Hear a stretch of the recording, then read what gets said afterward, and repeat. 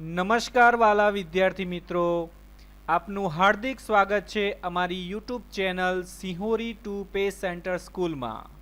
આજના વિડીયોમાં ઘરે શીખીએ ધોરણ 5 અંક 1 જે જુલાઈ 2021માં આવ્યો છે તેની અંદરથી ગુજરાતી, હિન્દી, અંગ્રેજી વિષયની ક્રમ નંબર 1 થી 12ની પ્રવૃત્તિઓનો અભ્યાસ કરીશું।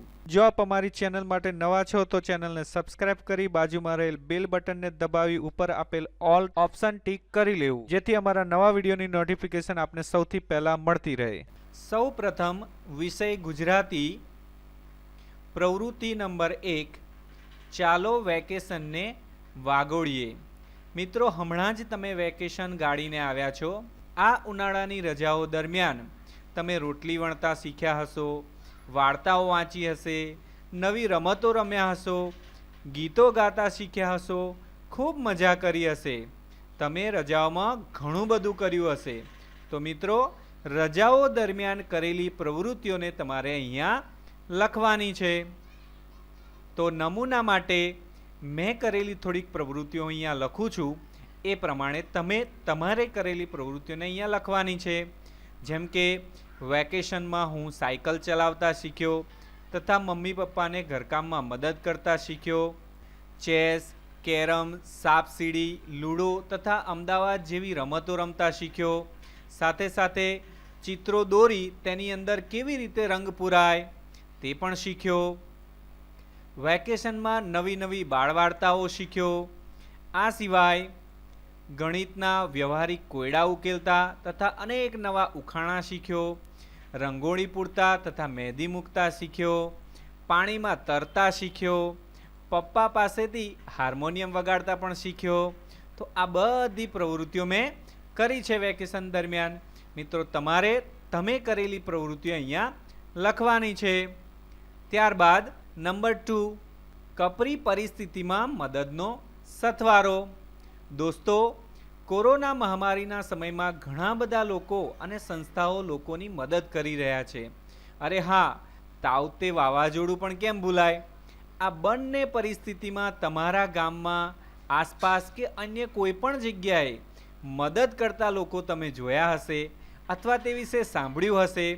તે ડૉક્ટર, નર્સ, ફાયરમેન, સફાઈ કામદાર, સેવાભાવી સંસ્થા કે સામાન્ય માણસ પણ હોઈ શકે। જો ન જાણતા હો તો તમે આ વિશે ઘરમાં કોઈને પૂછી નીચેના પ્રશ્નોના જવાબ લખો। પ્રથમ પ્રશ્ન છે, તેઓ કેવી મદદ કરતા હતા? કોરોના મહામારીમાં અને વાવાઝોડા દરમિયાન તમે જોયા હશે કે કેવા લોકો કેવી મદદ કરતા હતા। તેનો જવાબ અહીંયા લખવાનો છે। આપ અહીં જોઈ શકો છો, કોરોના મહામારી સમયે લોકોને જીવન જરૂરિયાતની વસ્તુઓ પહોંચાડી તથા વાવાઝોડા સમયે રહેઠાણની, ખાવાની સુવિધા તથા અન્ય જરૂરી વસ્તુઓ પહોંચાડી બધા લોકો મદદ કરતા હતા। પ્રશ્ન નંબર 2, તેઓ કોણ હતા? કોણ લોકો મદદ કરી રહ્યા હતા? તો તેઓ ડૉક્ટર, નર્સ, ફાયરમેન, સફાઈ કામદાર અને સેવાભાવી સંસ્થાના લોકો તથા મોટાભાગના સામાન્ય લોકો હતા। પ્રશ્ન નંબર 3, તેમની મદદથી લોકોને શું ફાયદો થયો? તો આપણે લખી શકીએ કે તેમની મદદથી બીમાર લોકોને યોગ્ય સારવાર મળી, વાવાઝોડામાં જેમના મકાનો પડી ગયા તેમને આશરો તથા ખાવા પીવાની અને અન્ય જરૂરી ચીજવસ્તુઓ મળી। આ બધું મળી રહેતા તેમનું જીવન થોડું સરળ બન્યું અને મુશ્કેલીમાં રાહત મળી। પ્રશ્ન નંબર 4, મદદ કરતા લોકોને કોઈ જોખમ હતું? તો આપણે જવાબ આપી શકીએ હા, કેમ નહીં। કોરોના મહામારી દરમિયાન મદદ કરી રહેલા લોકોને કોરોના જેવા ભયંકર રોગનો ચેપ લાગવાનું જોખમ હતું, છતાં પણ તે લોકોએ મદદ કરી છે। આ મદદ વિશે તમે શું વિચારો છો? તો જ્યારે પણ લોકો તકલીફમાં હોય ત્યારે આપણાથી બને તેટલી મદદ કરવાનો આપણે પ્રયત્ન કરવો જોઈએ, અને જો આપણાથી ન બને તો જે લોકો મદદ કરી રહ્યા હોય તેમને પૂરતો સહકાર આપવો જોઈએ। ચલો આગળ જોઈએ પ્રવૃત્તિ નંબર 3। હવે જોઈએ પ્રવૃત્તિ નંબર 3, સૌનો મનગમતો મેળો। હમણાં તો કોરોનાને કારણે બહાર ફરવાનું બંધ કર્યું છે, પણ હા, 2 વર્ષ પહેલાં એક મેળામાં ગયેલો. ત્યાંની ઘણી બધી વાતો તમને કહેવી હતી. પછી થયું કે આવડા મોટા મેળાનું વર્ણન અહીં કેવી રીતે કરું, તો તેના માટે નીચે ત્યાંનું એક ચિત્ર મૂકું છું. તમારે નીચે આપેલી જગ્યામાં આ ચિત્રનું વર્ણન કરવાનું છે. તો ચાલો મિત્રો, આપણે ચિત્રનો અભ્યાસ કરીએ. તો સૌ પ્રથમ આપ અહીંયા જોઈ શકો છો કે આ એક રમકડાની દુકાન છે. ત્યાં કેટલાક બાળકો રમકડા ખરીદી રહ્યા છે. ત્યારબાદ નીચે આપ જોઈ શકો છો કે અહીંયા એક નટ દોરડા પર ચાલી રહ્યો છે અને તેના હાથમાં લાકડી પણ છે. ત્યારબાદ તેની નીચે આપ અહીંયા જોઈ શકો છો કે એક ફરેકડીવાળો પોતાની ફરકડીઓ વેચી રહ્યો છે. બાજુમાં અહીંયા એક ભિખારી ભીખ માગી રહ્યો છે. ત્યારબાદ આપ અહીંયા જોઈ શકો છો કે એક મદારી એ સાપનો ખેલ બતાવી રહ્યો છે. બાજુમાં એક પોલીસવાળો ભાઈ છે અને આપ અહીંયા જોઈ શકો છો કે એક ફુગ્ગાવાળો ફુગ્ગા વેચી રહ્યો છે અને બાળકો ફુગ્ગા ખરીદી રહ્યા છે. ત્યારબાદ આપ અહીંયા જોઈ શકો છો એક ટ્રેન છે કે જેની અંદર બાળકો બેસીને ટ્રેનમાં બેસવાની મજા માણી રહ્યા છે. ત્યારબાદ આપ અહીં ઉપર જોઈ શકો છો કે આ એક મીઠાઈની દુકાન છે અને તેની બાજુમાં આઈસ્ક્રીમની દુકાન પણ જોવા મળે છે અને આઈસ્ક્રીમની દુકાનની બહાર કેટલાક બાળકો આઈસ્ક્રીમ ખાઈ રહ્યા છે. ત્યારબાદ નીચે આપ અહીંયા જોઈ શકો છો કે 2 ચકડોળ આપેલા છે અને ચકડોળમાં બાળકો બેસવાની મજા લઈ રહ્યા છે. આ જે ચકડોળ છે એ ઊભો ચકડોળ છે અને આ ગોળ આડો ચકડોળ છે. બંનેમાં બાળકો બેસવાની મજા માણી રહ્યા છે. તો ચાલો હવે આપણે આ ચિત્રનું વર્ણન કેવી રીતે કરવું તે જોઈએ. આ એક મેળાનું દ્રશ્ય છે. મેળામાં ચકડોળ જોવા મળી રહ્યો છે. મેળામાં રમકડાની દુકાન, મીઠાઈની દુકાન, આઈસ્ક્રીમની દુકાન વગેરે દુકાનો જોવા મળે છે. કેટલાક બાળકો ટ્રેનમાં બેસી મજા માણી રહ્યા છે તો કેટલાક બાળકો નાસ્તો કરી રહ્યા છે.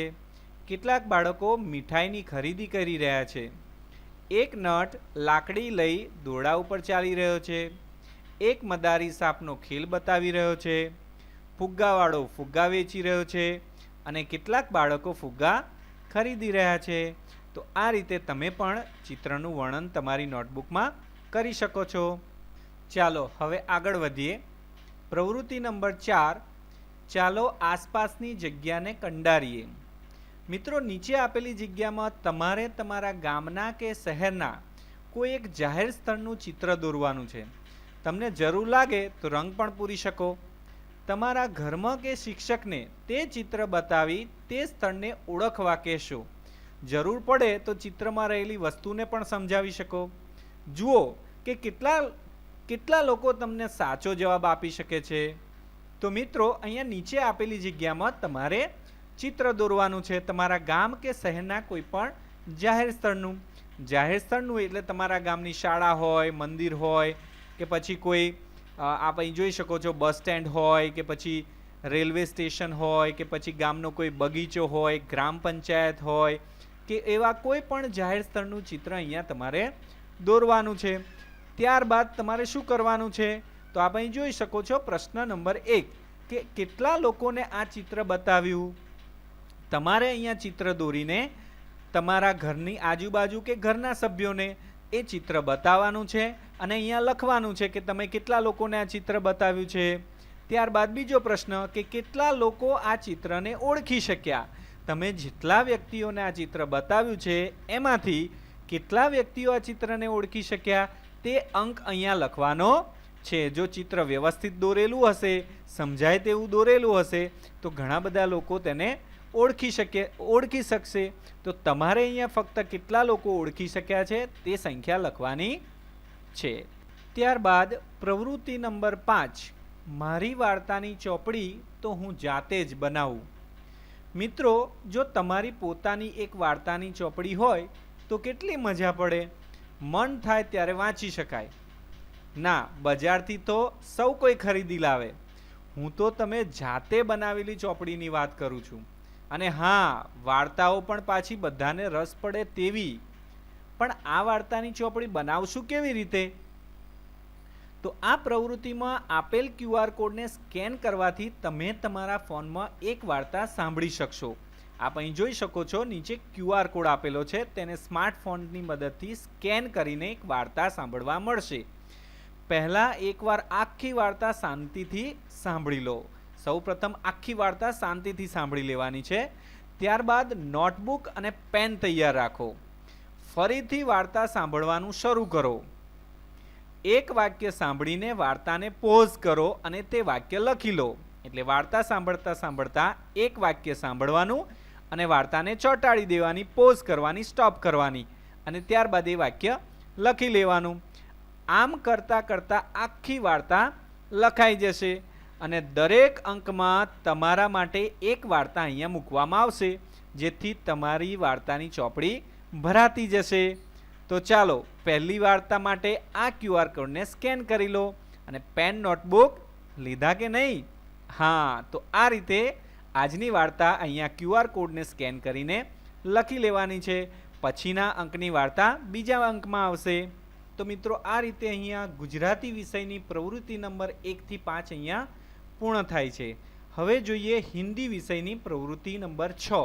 હવે જોઈએ વિષય हिंदी प्रवृत्ति नंबर 6, साइकिल की सवारी और उसके अनुभव. साइकिल मारी सरर जाए, ट्रिन ट्रिन घंटड़ी वगाड़ती जाए. आप सबने ऐसी कविता सुनी होगी. हो सकता है कि एक कविता पर अभिनय भी किया हो. साइकिल चलाने का मज़ा भी अलग ही होता है, नहीं? और कभी कभी इसी मज़े के चक्कर में आप साइकिल से गिरे भी होगे या किसी से टकराए भी होगे. दोस्तों के साथ साइकिल रेस तो अवश्य की ही होगी. देखा, एक वाहन के साथ हमारी कितनी यादें जुड़ी हो सकती है. अपनी कुछ यादों को यहाँ बांटना पसंद करेंगे? तो प्रश्न नंबर 1 है, आपके जीवन की सबसे पहली साइकिल कौन सी थी?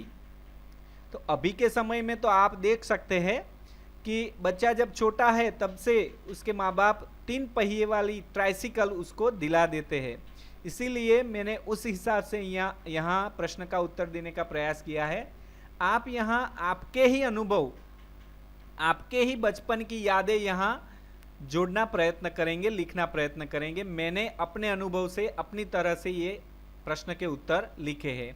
तो आपके जीवन की सबसे पहली साइकिल कौन सी थी? तो मैंने लिखा है, मेरे जीवन की सबसे पहली साइकिल जब मैं 3 साल का था तब मेरे पापा ने उपहार में दी थी. वो 3 पहियों वाली ट्राइसिकल थी. प्रश्न नंबर 2, क्या आप अभी साइकिल चलाते हो? अगर चलाते हो तो किस प्रकार की साइकिल है? तो हाँ, मैं आज भी साइकिल चला रहा हूँ. मेरी साइकिल 2 पहियों वाली है और उसमें सामान रखने के लिए बास्केट भी दिया गया है. प्रश्न नंबर 3, आपको और कोई वाहन चलाने की इच्छा होती है? तो उत्तर है हाँ, मुझे कार चलाने की इच्छा होती है. जब मैं किसी और को देखता हूँ कि कोई कार चला रहा है तो मुझे भी कार चलाने की इच्छा हो जाती है. प्रश्न नंबर 4, अभी आपकी उम्र में क्या वो वाहन चलाना कानूनी तौर पर सही है? तो अगर आपकी उम्र 18 साल से कम है तो आप कानूनी तौर से वाहन नहीं चला सकते. और अगर आपकी उम्र 18 साल से ज़्यादा है, मतलब आप 18 साल से बड़े हो, तो आप कोई भी वाहन लाइसेंस निकलवा के वो वाहन चला सकते हो. तो मैंने यहाँ लिखा है नहीं, मेरी उम्र के हिसाब से वो वाहन चलाना सही नहीं है. क्योंकि ये क्वेश्चन है 5वीं कक्षा के लिए. तो 5वीं कक्षा का कोई भी छात्र और कोई साइकिल के अलावा और कोई वाहन चलाने के लिए कानूनी तौर से वो मान्य नहीं है. वो कानूनी तौर से वह वाहन नहीं चला सकता. इसलिए मैंने यहाँ लिखा है नहीं, मेरी उम्र के हिसाब से वो वाहन चलाना सही नहीं है. अब आगे देखते हैं. मित्रों, ये तो हमारी बात हुई, लेकिन हमारे आसपास काफ़ी लोग हो सकते हैं जिनके अनुभव हमसे अलग हो. तो चलिए कुछ ऐसी बातें जानते हैं. आप अपने घर या आसपास के बुजुर्गों से पूछिए कि वो और उनके माता पिता यातायात के लिए किन वाहनों का उपयोग करते थे उस वाहनों में से सफ़र करने के उनके अनुभव क्या है। जो बातें आपने जानी हो वो नीचे लिख सकते हैं। तो मैंने अपने बुजुर्गों और उनके माता पिता के बारे में उनके अनुभव जानकर यहाँ लिखने का प्रयास किया है।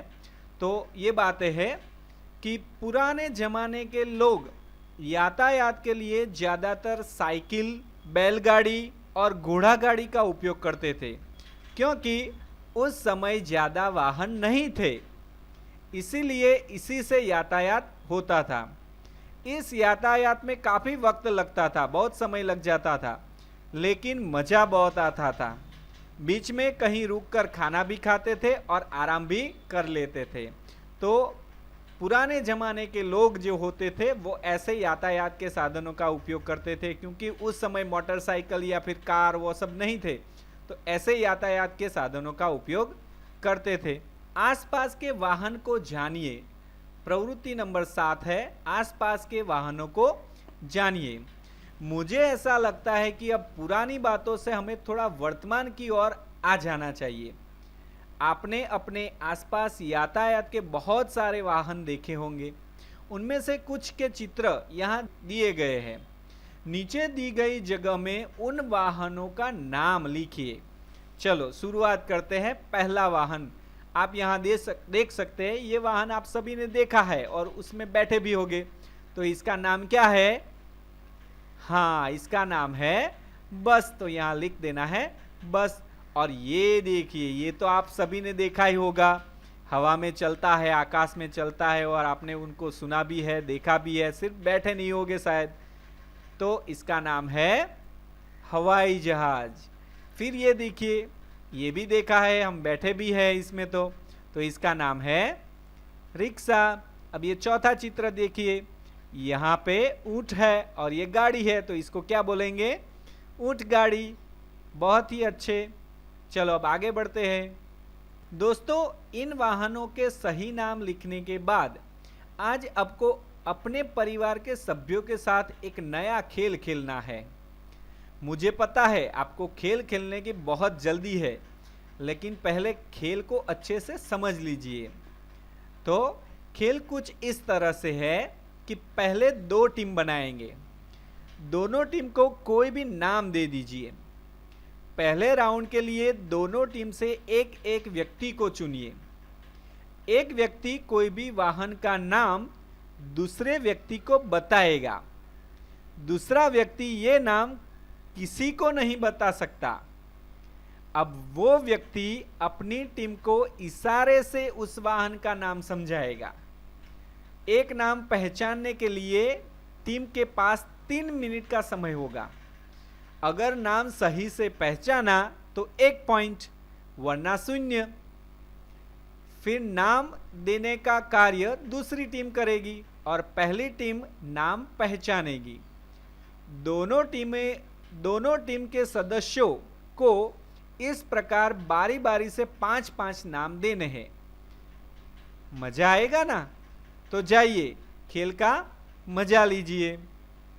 तो आप यहाँ देख सकते हैं 2 टीम है, नाम बताना है और वो अपने टीम को ऐसे बताएगा, वो नाम नहीं लेगा, लेकिन इशारे से कुछ भी करके समझाएगा कि वो नाम क्या है, और सामने वाली टीम उसे पहचान लेगी तो उसको पॉइंट मिलेंगे। इस तरह से ये गेम खेलना है। बाद में ये प्रश्नों के उत्तर देने हैं। आप यहाँ देख सकते हैं। नंबर 1, दोनों टीम के नाम और पॉइंट्स यहाँ लिखिए। तो मैंने यहाँ दोनों टीम्स के नाम लिखे, आप यहाँ देख सकते हैं। गांधी जी टीम, हमने खेला है गेम और उसमें उनको 10 पॉइंट मिले हैं। दूसरी है सरदार टीम, उनको मिले हैं 9 पॉइंट। तो यहाँ इस तरह से दोनों टीम और उनको मिले पॉइंट्स यहाँ ये प्रश्न के उत्तर में लिखने हैं। अब देखते हैं प्रश्न नंबर 2। दोनों टीम ने किन वाहनों के नाम लिए? तो दोनों टीमों ने जो भी वाहन के नाम लिए हैं वो यहाँ लिखने हैं। तो दोनों टीमों ने मोटरसाइकिल, हवाई जहाज, रिक्शा, ट्रक, बैलगाड़ी, ट्रैक्टर, साइकिल, बाइक, घोड़ा गाड़ी, मोटर कार, ऊंट गाड़ी आदि वाहनों के नाम लिए। जो नाम लिए होंगे वो गेम के अंदर वो सभी खेल के नाम, खेल में जो लिए गए हैं सभी नाम, वाहनों के नाम यहाँ लिखने हैं। अब प्रश्न नंबर 3 देखते हैं। इन नामों के अलावा आप और किन वाहनों के नाम जानते हैं? ये जो नाम आ गए वाहन के, उसके अलावा कौन से नाम रह गए जो आप खेल में नहीं ले सके, वो वाहनों के नाम यहाँ लिखने हैं। तो चलो लिखते हैं। इन वाहनों के अलावा स्कूटर, बस, हेलीकॉप्टर, नौका, जहाज, ट्रेन, तांगा आदि वाहनों के नाम भी जानते हैं। तो यहाँ लिख लिया है। अब देखते हैं प्रश्न नंबर 4। नाम समझाने के लिए कैसे इशारों का उपयोग कर रहे थे? जो खेल के हमने खेला उसमें नाम को समझाने के लिए कैसे इशारों का उपयोग हुआ था, तो वो हम यहाँ लिखने वाले हैं। तो वाहन का नाम समझाने के लिए वाहन के नाम के कितने वर्ण आते हैं, मतलब उस वाहन के नाम में कितने अक्षर होते हैं, वो हमने ट्राई किया। वाहन चलने पर कैसी आवाज आती है, मतलब स्कूटर चलता है तो अलग आवाज आती है, हेलीकॉप्टर चलता है अलग आवाज आती है, हवाई जहाज की आवाज अलग आती है, तो वो आवाज का हमने प्रयोग किया।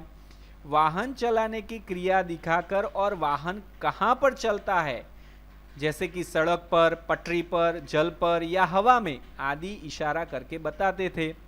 और इसके अलावा वाहन के पहिए कितने होते हैं वह भी इशारा करके बताते थे। और इस प्रकार हमारा साथी पहचान जाता था कि कौन सी वाहन का नाम हमने दिया था।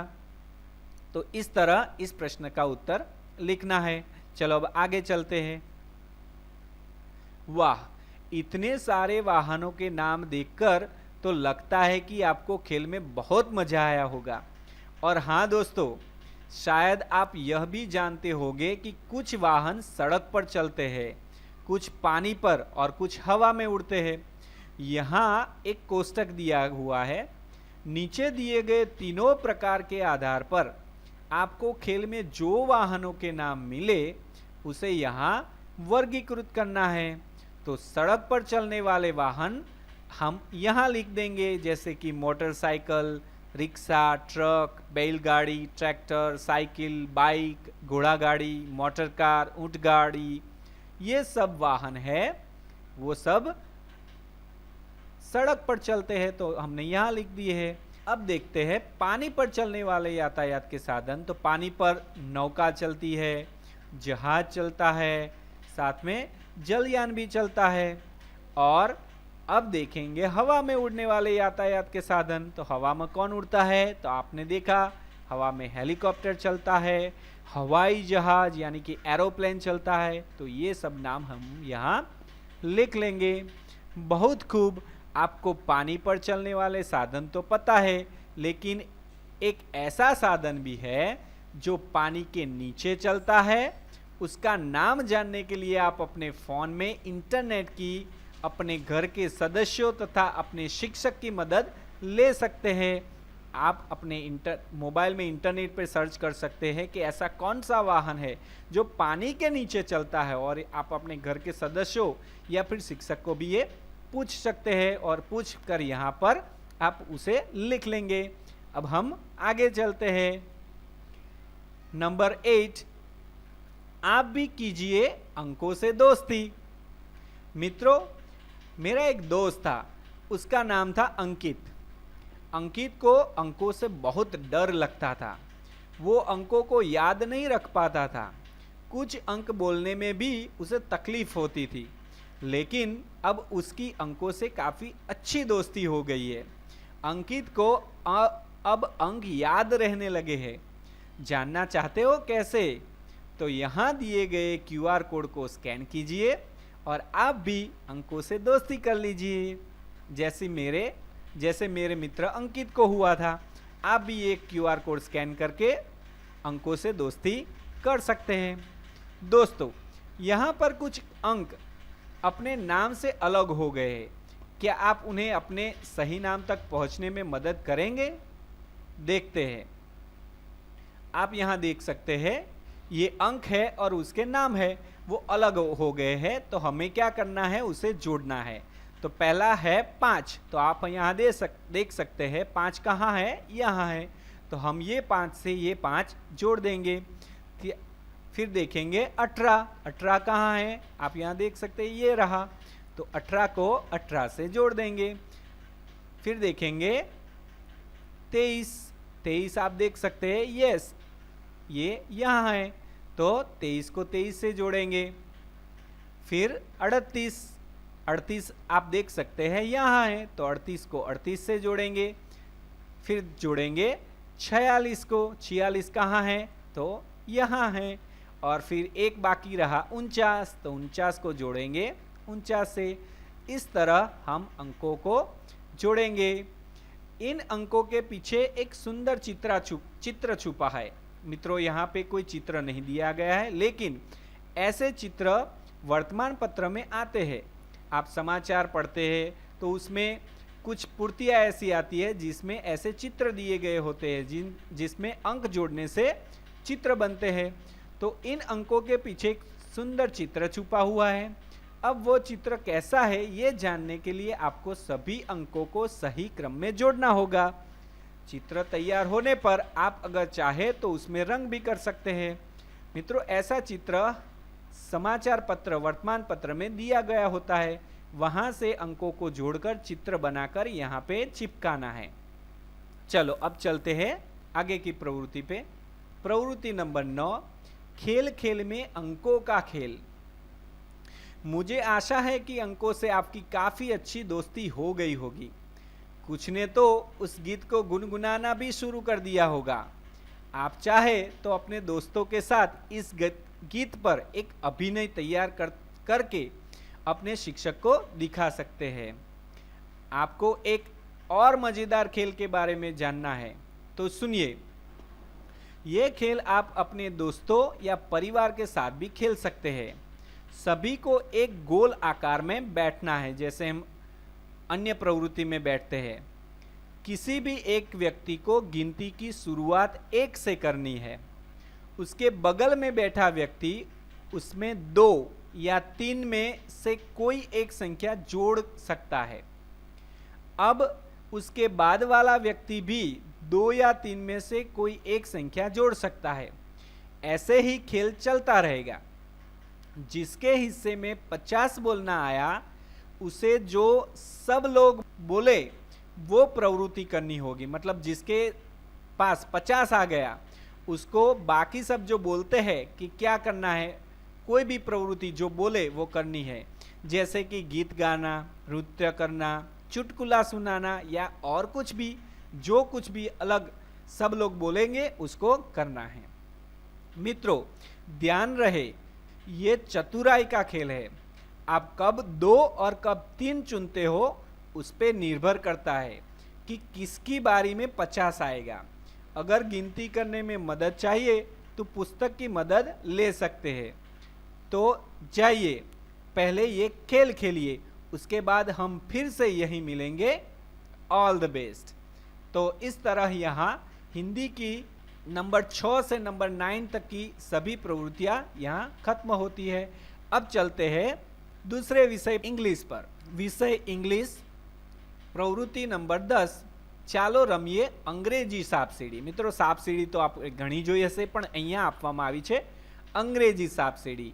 સામગ્રી શું જોઈશે તો પાસો અને કુકરીઓ, દીવાસળી કે પથ્થર જેવી વસ્તુઓ પણ આપ કુકરીઓની જગ્યાએ વાપરી શકો છો। તો અહીંયા શું કરવાનું છે તો અહીંયા સાપસીડીની રમત આપેલી છે અને તેની અંદર દરેક સીડી પાસે એક ક્રિયા આપેલી છે। આપ અહીંયા જોઈ શકો છો કે અહીંયા એક સાપસીડી આપેલી છે, તેમાં દરેક સીડીની નીચે એક પ્રવૃત્તિ આપેલી છે। તો અહીંયાથી શરૂઆત કરવાની છે, પાસો ફેંકવાનો છે। જો આપની પાસે પાસો નથી તો અહીંયા QR કોડ સ્કેન કરી તેનો વિડીયો જે આપ પાસો બનાવી શકો છો। પાસો બનાવ્યા બાદ 2 કે 3 વિદ્યાર્થીઓ કે જેટલા બાળકો રમત રમવી હોય તે રમી શકે છે। અહીંયાથી શરૂઆત કરવાની છે, પાસો ફેંકવાનો છે। માનો કે પાસામાં 4 અંક આવે છે તો અહીંયા 4 પર આવવાનું છે। અહીંયા તેમને સીડી મળે છે, પરંતુ મિત્રો આ સીડી અલગ છે। અહીંયા આપ જોઈ શકો છો, અહીંયા એક એક્શન લખેલી છે, પ્રવૃત્તિ લખેલી છે। તે એક્શન જો આપ કરી શકો તો જ અહીંયાથી આપ આ સીડીનો લાભ લઈ શકો છો, નહીં તો અહીંયા 4 નંબરથી અહીંયા આગળ વધવું પડશે. તો આ રમતની અંદર અલગ આટલું જ છે કે સીડીની નીચે આપેલી એક્શનને કર્યા બાદ જ તે સીડીનો ઉપયોગ કરી શકો છો. તો બાકી આ અન્ય સાપ સીડી જેવી જ રમત છે. આપ સીડીમાં અહીંયાથી ચડી શકો છો, સાપના મુખમાં આવતા અહીંયાથી નીચે પણ ઉતરી જવાય છે. તો આ રીતે જે પણ સીડીની નીચે એક્શન આવે છે તે એક્શન કરી સીડી ચડી અને આગળ વધવાનું છે. તો આ રીતે આ સાપ સીડીની ગેમ આપે રમવાની છે. ચલો આગળ વધીએ નેક્સ્ટ પ્રવૃત્તિ તરફ. પ્રવૃત્તિ નંબર 11, પાઠ્યપુસ્તકની મદદથી રાઇમમાં ખૂટતા શબ્દો લખી જગ્યાને પૂર્ણ કરો. મિત્રો, અહીં એક રાઇમ મૂકી છે જેનો કેટલોક ભાગ લખવાનો રહી ગયો છે. આ રાઇમને પૂરી કરવા તમે અંગ્રેજીના પાઠ્યપુસ્તકનો પાના નંબર 8 જોઈ શકો છો. આ જગ્યાઓ પૂર્ણ કર્યા બાદ આખી રાઇમને તમારા મિત્રો સાથે જરૂરથી ગાઓ અને ખૂબ મજા આવશે. જો મિત્રો, આપની સરળતા માટે મેં અહીંયા પાના નંબર 8 પરથી રાઇમને અહીંયા બાજુમાં મૂકી દીધી છે અને આની મદદથી આપણે અહીંયા આ ફિલ ઇન ધ બ્લેન્ક્સ ખાલી જગ્યાઓ પૂરવાની છે.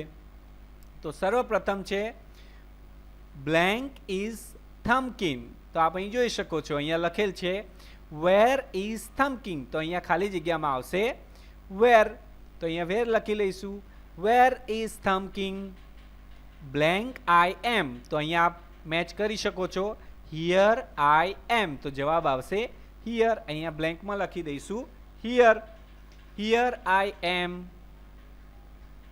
Where is thumbkin here I am. How are you today sir? Very well thank you. Where is blank. હવે આ બ્લેન્કમાં શું આવશે? ફર્સ્ટ સ્ટાન્જા અહીંયા કમ્પ્લીટ થયો છે, આપ અહીં જોઈ શકો છો. Where is pointer. Very good. તો અહીંયા આવશે pointer. Where is pointer? Here I am. Blank are you today sir? તો અહીંયા બ્લેન્કમાં શું આવશે? તો આપ અહીંયા સ્ટેન્જામાં જોઈ શકો છો. Where is pointer? Here I am. How are you today sir? તો અહીંયા શબ્દ આવશે હાઉ. તો અહીંયા ખાલી જગ્યામાં પૂરી લઈશું how. How are you today sir? Very well thank you. તો અહીંયા સુધી આપણી જે સ્ટાન્જા છે એ કમ્પ્લીટ થઈ ગયો છે. હવે આગળની જોઈએ. તો ત્યારબાદ છે વેર ઇઝ બ્લેન્ક. તો અહીંયા વેર ઇઝ આપ જોઈ શકો છો ટોલ મેન. તો અહીંયા ખાલી જગ્યામાં આવશે tall man. Where is tall man? Here I am. How are you today? Blank. Yes, tall man વાળી લાઈન છે. How are you today? શું આપેલું છે? સર. અહીંયા આવશે sir. How are you today sir? Very well thank you. Very well thank you. આટલે સુધી complete છે. હવે આગળ જોઈશું. Where is blank. અહીંયા છે વેર ઇઝ રિંગ મેન. છે ને રિંગ મેન? તો અહીંયા આવશે ring man. Where is ring man? Where is ring man? Here I am. Here I am. How are you today sir? How are you today sir? Very well blank. અહીંયા આપેલ છે very well thank you. તો અહીંયા આવશે thank you. Very well thank you. આગળ વધીએ. Where is blank? હવે શું બાકી રહ્યું છે? Where is Pinky? તો અહીંયા આવશે where is Pinky? Here I am. How are you today? Blank. અહીંયા છે how are you today ma'am. જો અહીંયા દરેકમાં સર હતું પણ અહીંયા પિંકી છે તો મેમ આવશે. How are you today ma'am? Very well thank you. Very well thank you. તો આ રીતે આપણે કમ્પ્લીટ આખી રાઇમ પૂરી અને ત્યારબાદ તેને ગઈ શકીએ છીએ. ખૂબ મજા આવે તેવી રાઇમ છે. ચલો આગળ વધીએ. પ્રવૃત્તિ નંબર 12, જો સમજાશે મને નામ તો જ દોરાશે ચિત્ર. મિત્રો, અહીં કેટલાક નામ આપ્યા છે, તે નામનું ચિત્ર તેની નીચે આપેલી જગ્યામાં દોરવાનું છે. તો અહીંયા મેં ટ્રી, તો નીચે ટ્રીનું ચિત્ર દોરીને આપ્યું છે. પાઇનેપલ, તો પાઇનેપલનું ચિત્ર ડ્રો કરવાનું છે. ત્યારબાદ છે સનફ્લાવર, તો સનફ્લાવરનું પિક્ચર ડ્રો કરવાનું છે. ત્યારબાદ છે કાઇટ, તો કાઇટનું પિક્ચર ડ્રો કરવાનું છે. ત્યારબાદ છે ફ્લેગ, તો ફ્લેગનું પિક્ચર ડ્રો કરવાનું છે. અને લાસ્ટમાં છે વોચ, તો કાંડા ઘડિયાળ રિસ્ટ વોચ, તો અહીંયા વોચનું ઘડિયાળ ડ્રો કરવાનું છે. તો આ રીતે મિત્રો અહીંયા ગુજરાતી, હિન્દી અને અંગ્રેજી વિષયની પ્રવૃત્તિ નંબર 1 થી 12 આપણી કમ્પ્લીટ થાય છે. હવે બાકીના વિષયની અન્ય પ્રવૃત્તિઓ માટે અમારી યુટ્યુબ ચેનલ સાથે જોડાયેલા રહેજો. આજના વિડીયોમાં બસ આટલું જ. જો આપને આજનો વિડીયો પસંદ આવ્યો હોય તો લાઈક કરો, શેર કરો, સબસ્ક્રાઈબ કરો અને જો કોઈ પ્રશ્ન હોય તો પૂછી શકો છો નીચે કોમેન્ટ બોક્સમાં. Thanks for watching. ફરી મળીશું આવા જ નવા વિડીયો સાથે. ત્યાં સુધી બાય બાય.